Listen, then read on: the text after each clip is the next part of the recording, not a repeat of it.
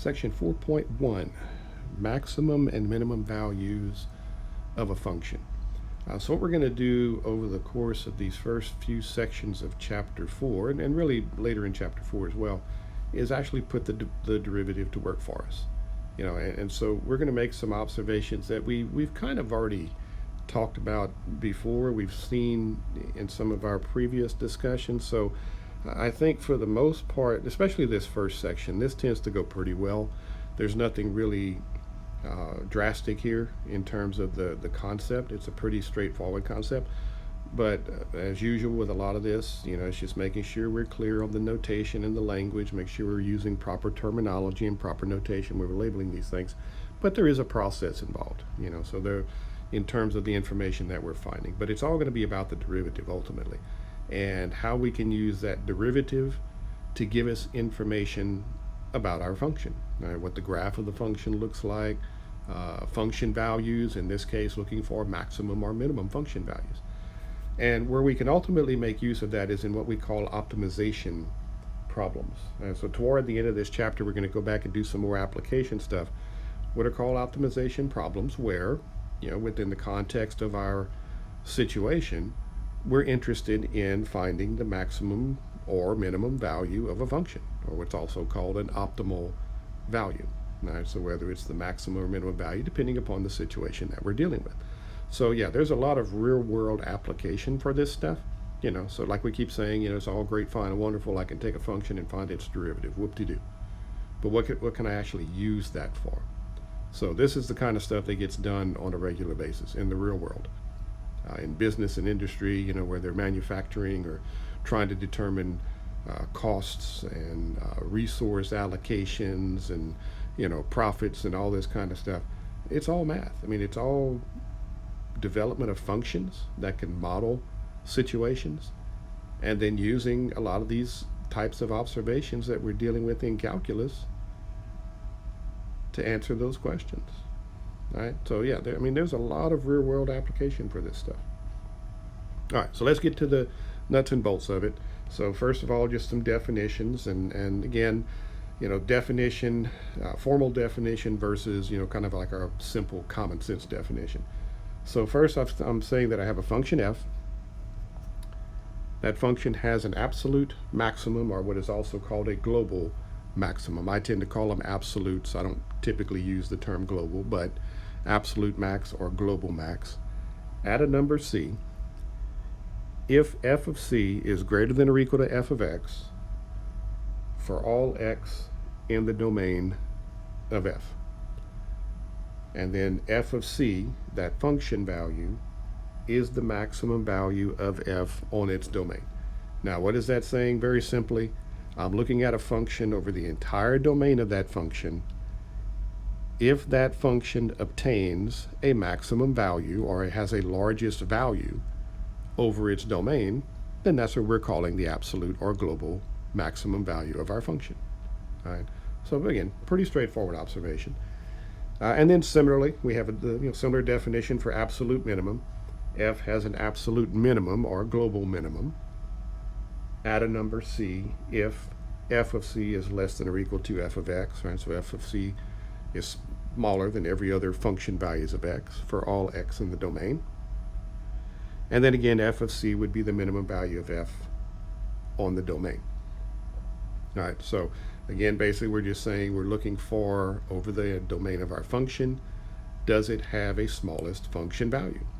All right, and so again, the notation here, we're simply saying, look, I'm looking at a value c where f of c, the function value at that point, is either the largest or smallest function value if I compare it to all of the other function values across the domain of our function.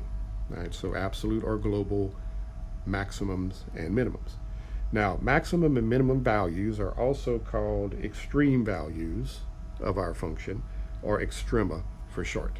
All right, so extreme values or extrema refer to these maximum and minimum values. Now, there are actually two different types of maximum and minimum values. So we have these absolute or global extrema, where over the entire domain of our function, it is the largest or smallest value of the function. Now also keep in mind, and I'll elaborate on this as we go forward, there's no guarantee that your function has an absolute max and or an absolute min. All right, so we'll look at different scenarios and talk about that. But you can think about graphs of functions that where the function values go off to infinity or negative infinity. So you may or may not have an absolute maximum or absolute minimum if you're looking at the entire domain of a function. And so we'll talk more about that as we continue through this section. The other type of extreme value that we're interested in are what we call local or relative extreme values. So we'll say that f has a local maximum, or also called a relative maximum, at c, if f of c is greater than or equal to f of x, but only when x is near c. Right? So here you're only looking at a portion or a small interval of your function. So not the entire domain, but just a piece of it. And within that little region of the function or the graph, does your function obtain a maximum value in that little region? And then similarly for the local minimum or relative minimum, right? So within some small region or portion of your function, is there a value for c or a c value where f of c is less than or equal to f of x for all x near c, right? Now, I use both of these terms, whether I call them local or relative, so those are interchangeable. I think probably most of the time we see the term relative used, but relative are local extrema, maximums and minimums, and then above, like we said, we have the absolute or global maximum and minimums. All right, so just a kind of a generic example, and like I said, you got to be careful, just make sure you're using the proper terminology. So for example, given that little sketch of the graph of some function, and I've indicated those points a, b, c, d, e, and f, and if I'm looking to identify, first of all, an absolute minimum and absolute maximum. So I look at the entire function, and I'm just looking for the highest and lowest point, right? So an absolute minimum would occur here at the point where x equals a, because that is the smallest function value over that entire interval. Now notice there are endpoints here at a and at f, right? So the graph is cut off there, so I'm only looking at a portion of this function. So there is an absolute minimum at a, and then there's an absolute maximum at d, because that would be the largest function value or the highest point on the graph in that interval from a to f, right? So again, it's a pretty straightforward observation when you're looking at the graph of the function, So it's pretty easy to tell, is there a high point or a low point, and where those occur. Now, relative or local maximums and minimums. So if you look at, say, point B, or where x equals b, that would be the location of a relative maximum, because within that little region of the graph, that is your largest function value, right? But just within this small little region. You have a relative or local minimum at c, because within this little region of the graph, that is the smallest function value, or that's where that smallest value is located. So we could call that the location of a relative or local minimum. Also notice at d, that's where we had our absolute max. It's also a relative maximum, because again, in that little region of the graph, it is the largest, or the location of the largest function value. So you can have an absolute and a local at the same place, right, if that happens to be the case. You also have a relative minimum at e, right, because again, within that little region of the graph, that is the location of the smallest function value.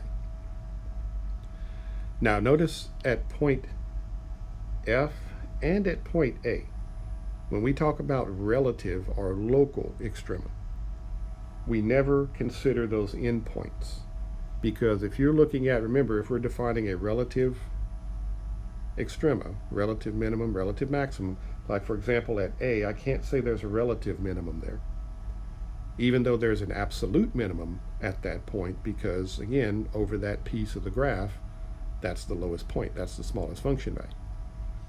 But the relative observation has to take into consideration what's happening on both sides of that value.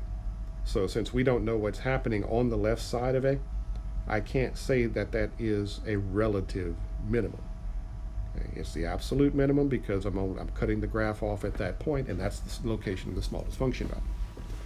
But I can't say that that's a relative minimum because I don't know what the function looks like on the other side. For the same reason, I can't say that there is like an absolute maximum, or a relative rather, maximum at f, because I don't know what the graph looks like on the right side of that point. Okay? So there is a distinction between the two. And, so absolutes or globals take into consideration either the entire function or a closed interval. And then I'm looking for, over that interval or over its domain, does the function obtain a largest or smallest value? For the relative or local max and mins, there we're just looking at small pieces of the function. So within a certain little region of the graph, is there a largest or smallest value? And so you kind of get the idea with these relatives that you're kind of looking at these turning points, right? So that's maybe going to be an important observation going forward. Each of those relative maximum and minimum values of our function occur at those turning points. And that's something we've talked about before. You should be able to tell me something about the derivative at those points.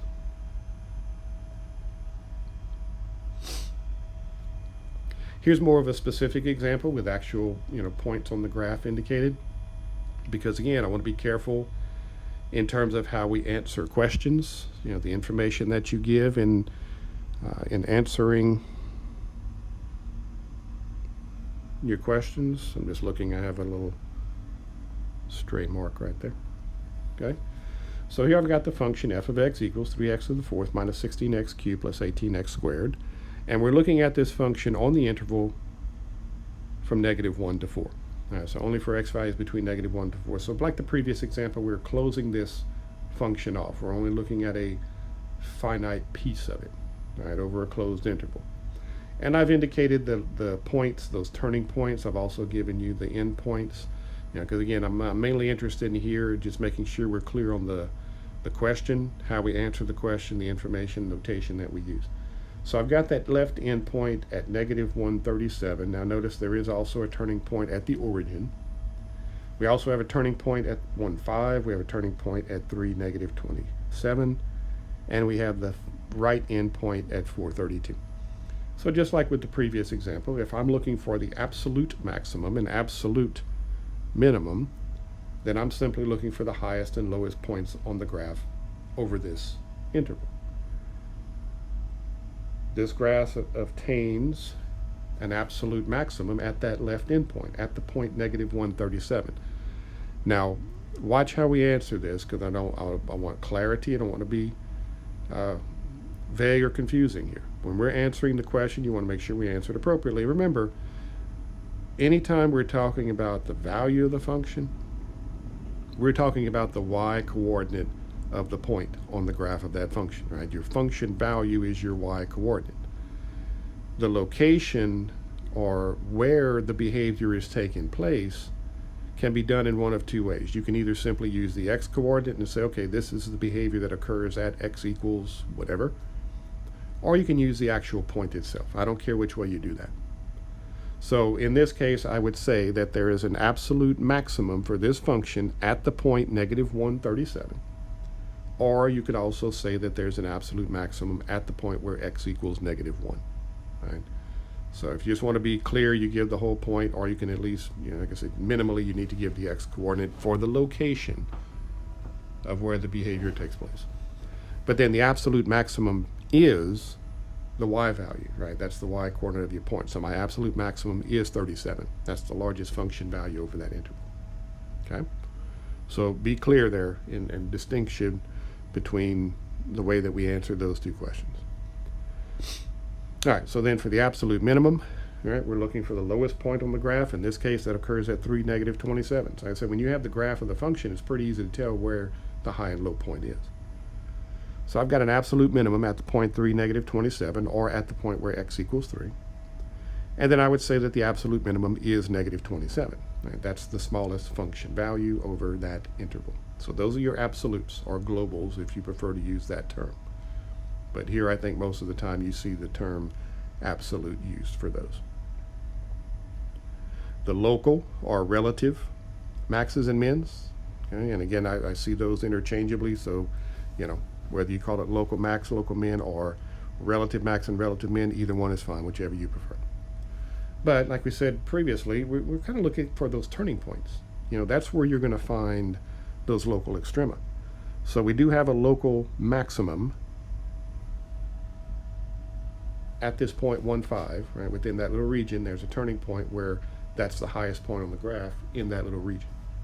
So there's a local maximum there. So a local max at the point 1,5 or at the point where x equals 1. Now notice here I'm not bothering to identify what the local max is. Okay? If I wanted to do that, I would say the local maximum is 5. Okay?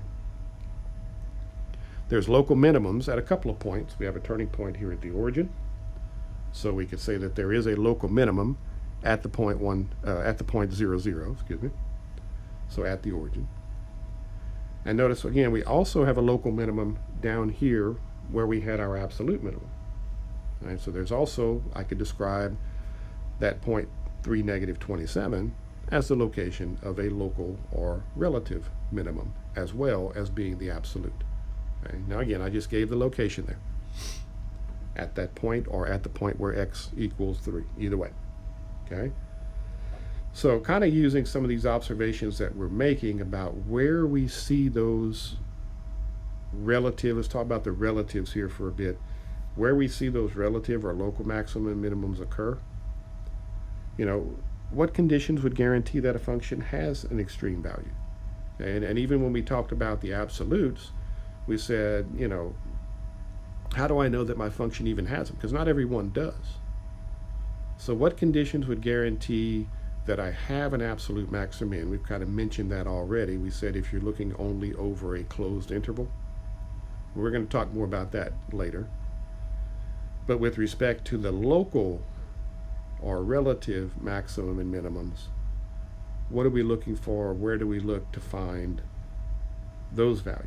And we've kind of made the observation already that, well, those are going to occur at those turning points, all right?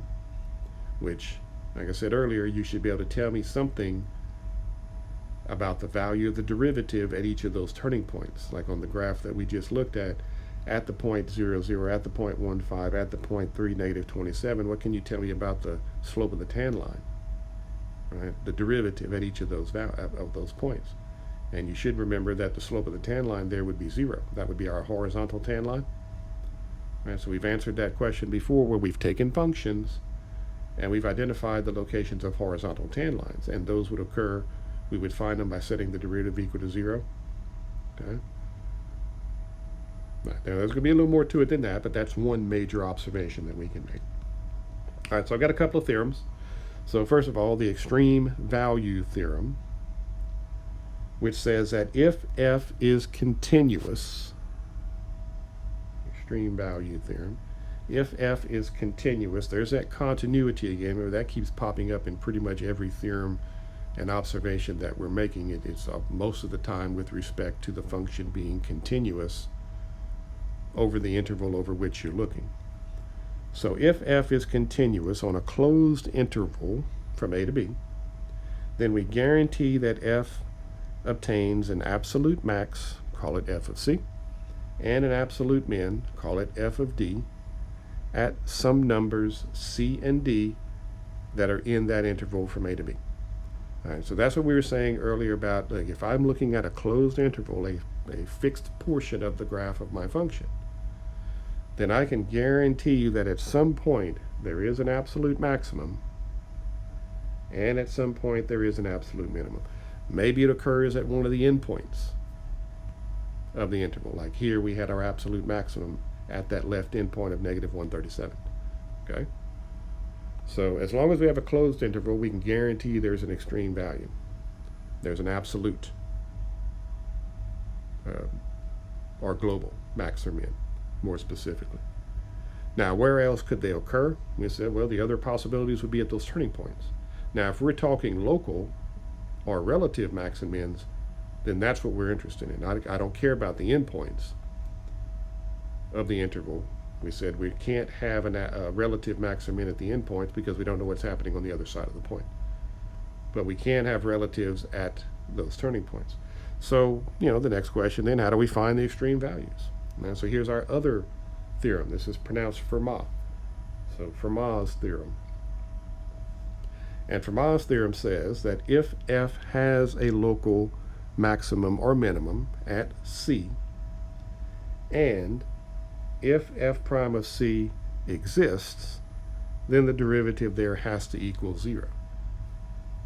And that's what we were talking about up here. We said notice those relative max and mins are occurring at those turning points, which are locations where the graph has a horizontal tan line, which is where our derivative is equal to 0.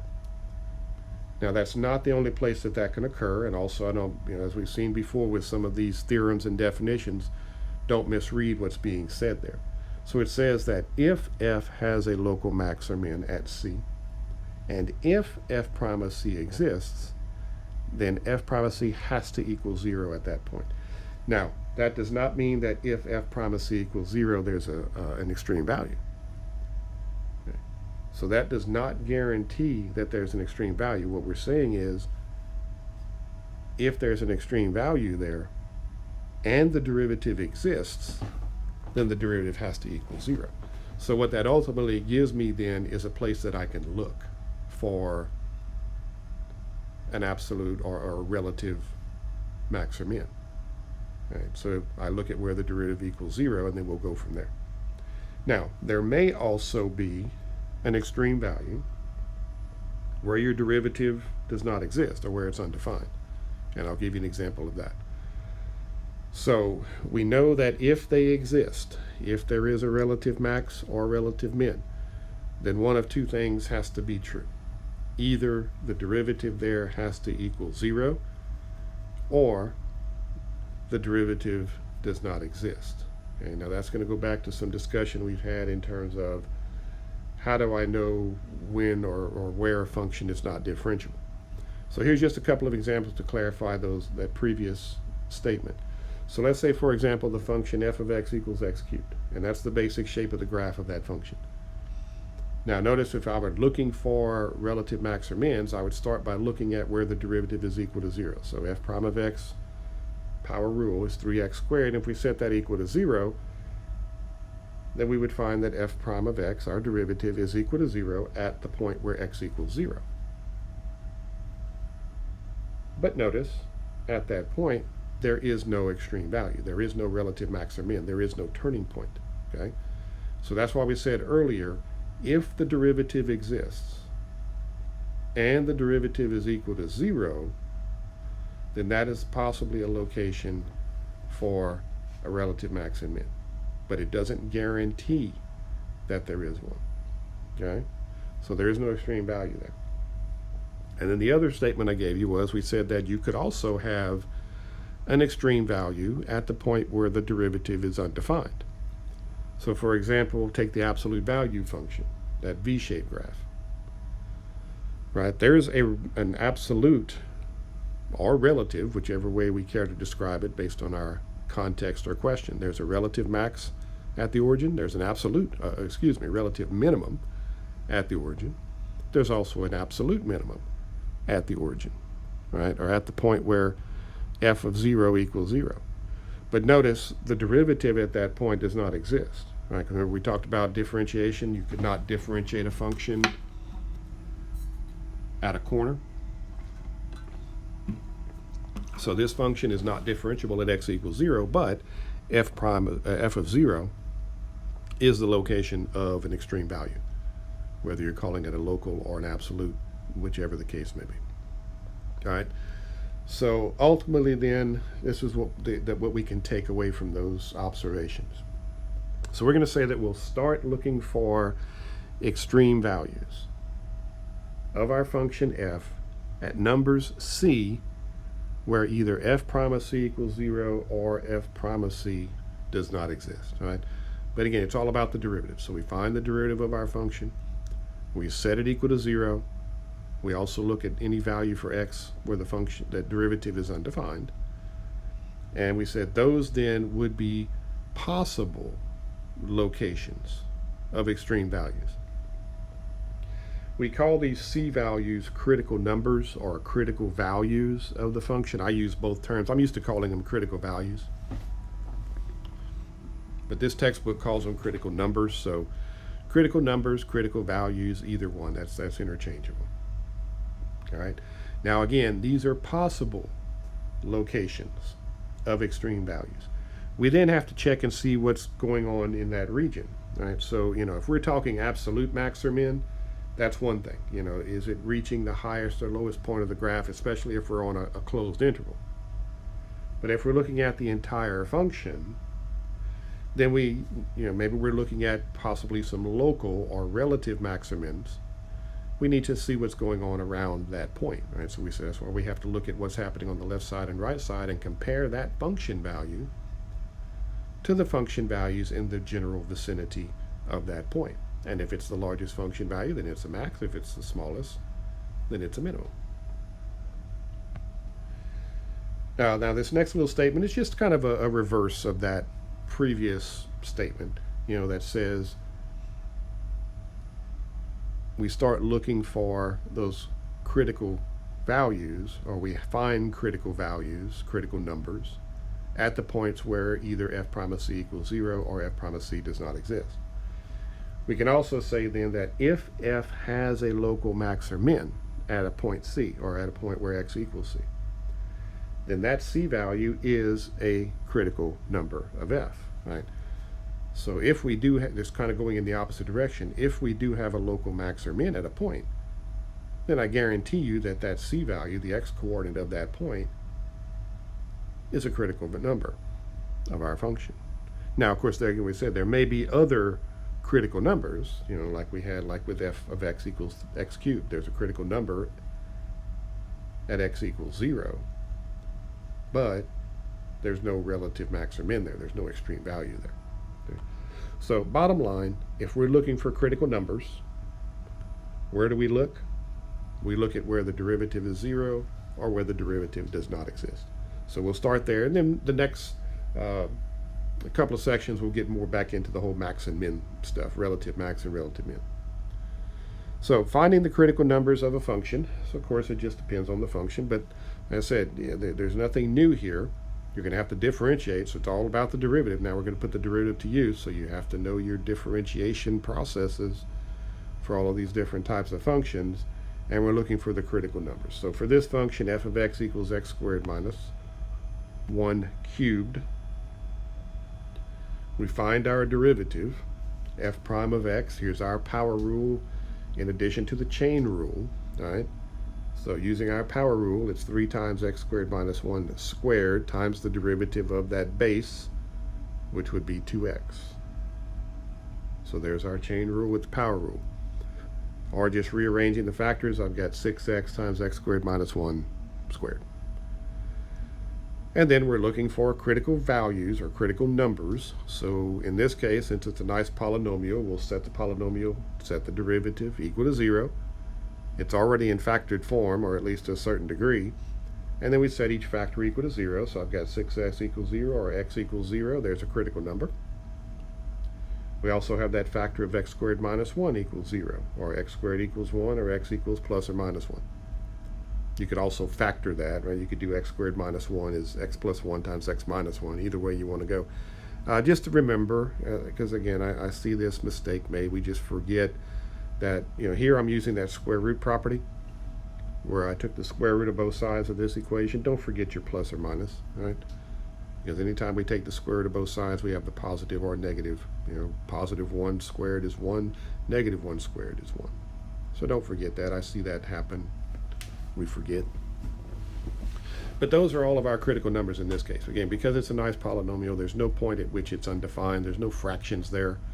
So x equals 0, x equals 1, x equals negative 1. Those are our critical numbers. And if you look at the graph of the function, I have that sketched on the right, notice that the only extreme value occurs at x equals 0. Right? There's a relative minimum there. It's also an absolute minimum in this case. But notice that those other two critical numbers, at -1 and at 1, there are no extreme values, right? So again, once you find them, at least you know that if they occur, if you have an extreme value, it has to occur at a critical number. But then once we find the critical numbers, we have to look and see what's going on in each of those regions. Next one, here's a function, same question. Find the critical numbers of the function f of x equals x to the 3/5 times 4 minus x. And so again, it's initially all about the derivative. So, we're back to business as usual in terms of I need to differentiate this function. Let's put it into a form that makes it easier to differentiate. So in this case, you could use product rule there if you wished. But notice I made things probably a little bit easier by first distributing, So this is where, we've mentioned before in our discussion with all the differentiation methods and processes that we talked about, kind of recognizing what might be a more efficient or easier way to differentiate the function. Because sometimes you have choices, so like here I could have used product rule. And you could do it that way. But I chose to go ahead and distribute, and then it makes it just really a straightforward power rule in each case. So, that's just a matter of choice as far as how you care to do it. I tend to try to find the most efficient or easiest way to do it. So then we're differentiating. I'm using power rule, so that would be 3/5 times 4, which gives me 12/5. X to the 3/5 minus 1, 3/5 minus 5/5. Minus, we've got our power rule again, 8/5 times x, and then 8/5 minus 1, or minus the 5/5. All right, so there's your little fraction calculations. Now that's our derivative. Now we're going to use the derivative for a specific purpose. We said we need to know either where that derivative is equal to 0 or where it is undefined. So from here it's going to be a matter of rewriting. You're going to have to solve that equation or make that observation. So what I chose to do was go ahead and combine. First I rewrote it. I just dropped the x to the -2/5 to the denominator to make that a positive exponent. And I just rewrote this in fraction form. And what I did was I went ahead and subtracted the two. I combined them by finding an LCD, which would be 5x to the 2/5. Adjusting this numerator accordingly, because I had to multiply by x to the 2/5 to get that new denominator, which kind of works out nice because x to the 3/5 times x to the 2/5 would be x. Right? 3/5 plus 2/5 is 5/5. So when I combine those two fractions, I've got now 12 minus 8x over 5x to the 2/5, which, notice, is undefined when x equals 0. And I've got an x as a factor in that denominator, so it is undefined when x equals 0. So that makes 0 a critical number. And then I set the function, I set the fraction in this case equal to 0, which, multiplying both sides by the denominator knocks out the 5x to the 2/5. I'm left with this. Solve that equation, and I've got x equals 3/2. And there is another critical number or critical value. And so if you look at the graph of that function, so I have critical numbers at 0 and at 3/2. If I go back up here to the sketch that I have of the graph, notice that's where the derivative was undefined, right? At x equals 0. And so notice on the graph you do have a corner, right? Because we said that was one of the possible locations of a non-differentiable function. The other critical number is at 3/2. Notice in this case that's where we have an absolute and relative maximum, right? So, but just in terms of the critical numbers, that's what they are. We're going to get into the whole max and min thing here going forward. Okay. But again, it's a pretty straightforward process, but it really just goes back to the derivative. That's what it is. You're going to have to be able to differentiate these functions. That was the whole purpose. All right, closed interval method. Now, this is a method that's used, we said earlier already, that if we were looking for an absolute maximum or minimum value of a function, we can't guarantee that the function has one unless we are looking at a closed interval. So if I look at the entire graph of a function, let's just even say, for example, the x cubed, for example, right? That function does not have an absolute max. It does not have an absolute min. It doesn't have relatives either, but in terms of absolutes, there is no absolute maximum, absolute minimum, right? The left side of that graph is going off to negative infinity. The right side is going off to infinity. So, as we said, for a given function, there is no guarantee that you have an absolute max and min. Unless, like we said here, you're looking at a closed interval. Because if I cut the graph off and have endpoints on the left and right, then I guarantee you that that function is going to reach a max and a minimum value somewhere in that interval. If nowhere else, it has to be at the endpoints of the interval. It could also occur at the critical numbers. Okay? So this is what we call the closed interval method for finding an absolute max and an absolute minimum of a function. Again, continuous function. There's that continuity I told you was so important to a lot of this stuff. So I can find an absolute maximum and a minimum value of a function, a continuous function f, on a closed interval from a to b.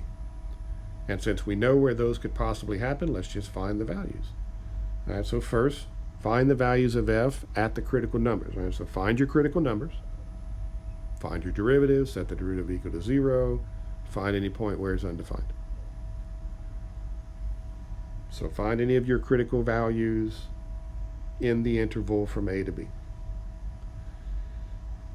And then we're going to find the values of our function at each of those critical values. Right? So we know that those could be possible locations of extreme values. So once we find the critical values, then find the value of f at each of those critical values. Plug them in.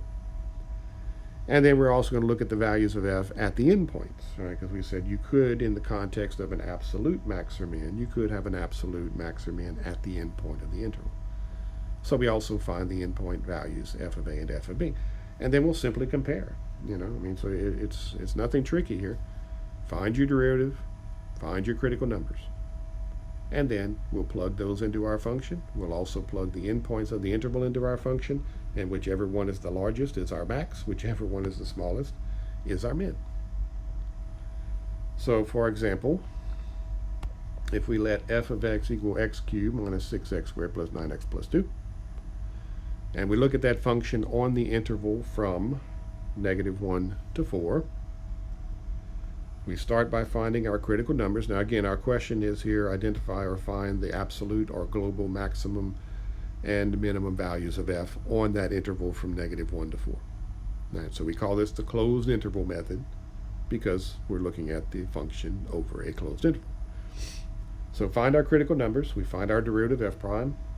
Right, nice little polynomial again in this case, so 3x squared minus 12x plus 9 using our power rule. Now in this case, I only need to set the derivative equal to 0. There's no place at which it's undefined. There's no fractions there. So set that equal to 0 and solve, factoring. Now, are all these going to factor? Not necessarily. Maybe it factors, that's nice. If not, quadratic formula in the case of a quadratic function. So first I factored out 3, and then this factors into x minus 3, x minus 1. Set each of our factors equal to 0, at least the ones containing the variable. So x minus 3 and x minus 1 equals 0, which gives us solutions of x equals 3 and x equals 1 to that equation, which are then our critical numbers, because that is where the derivative is equal to 0. So then for the absolute max and min, we would plug those critical numbers into our function. So I'm plugging in 1 and 3 into our function. Now again, we've seen before, you're working with multiple functions here. Make sure you plug it into the correct function. I'm looking for the actual function value here, so I plug that back into f. So I look at f of 1, I look at f of 3, and that's all I did. I plugged those back into our original function f, this guy. And if you plug in 1, you're going to get 6. You plug in 3, you will get 2. You also want to plug in your endpoints, because we said if we're looking for absolute max and mins, it could possibly occur at the endpoints of the interval. So plug in -1 into our function, plug in 4 into our function. If you plug in -1, you get -14. Plug in 4, you get 6. and then we simply compare the values. And it turns out that in this case, there are actually two locations that we have an absolute maximum. So again, whatever the question, whichever way the question is worded, if I asked you what is the absolute maximum value of this function, the absolute value of the function maximum is 6. If we want to know where those maximums occur, then I would say that this function has an absolute maximum at the point 1, 6, at the point 4, 6, or at the point where x equals 1 and x equals 4. But then, like we said, the absolute maximum value is 6.